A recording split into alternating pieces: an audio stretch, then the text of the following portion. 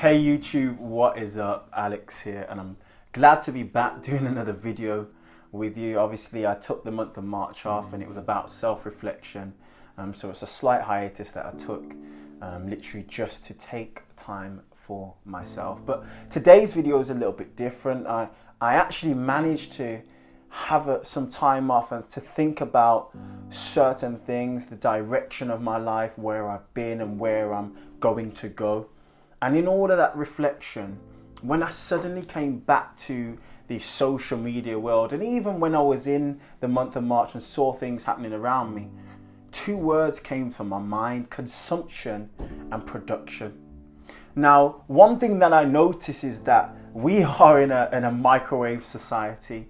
People want things like this, they want it now. That's why fast food restaurants are some of the most sought out restaurants in the world, rather than a dine-in experience, because it's quick, it's easy, you get the food in your system. That's why things like Instagram and Facebook and Twitter are so prevalent in our society, because people just want news now, want to put out their thing now, they want to say this now. There's no wisdom, there's no knowledge, there's no understanding when these things are being done, or there's a lack of it.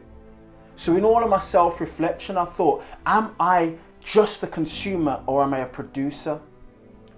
Then I had to take a step away and look objectively. I said, are we as a society consumers or producers? And the answer is we are both, because whatever is produced, somebody has to consume. My wife often says to me, the fruit isn't for the tree. So the tree holds the purpose of producing, and then someone comes along and eats that fruit. But then what fruits are you producing? What fruits are you producing? What things are you putting in yourself to produce good fruit? And this is what I'm talking about, being a producer and a consumer. It's about finding the balance. It's about finding the balance between your production rate and what you produce, and the things that you consume.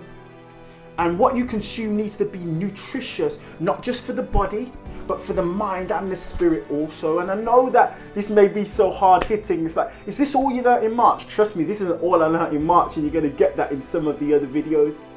However, I just want to speak to you today, the person that's been struggling to produce. What have you been consuming? I want to speak to the person that's producing right now, and you're saying my product isn't as good as what it can be. Where are you sowing your seeds? Where are you sowing your words? What are you actually saying over yourself each and every day? You probably hear a bit of like tension in my voice. I'm like, I want you to get it, because consumption, what we consume, is so key to what we produce. And that is the message. Production versus consumption. Watch what you consume, because what you produce ultimately flows from it. And watch what you produce and observe what you produce, and go back to the consumption process in order to produce good stuff, because those who are going to eat from your tree need to eat good fruit.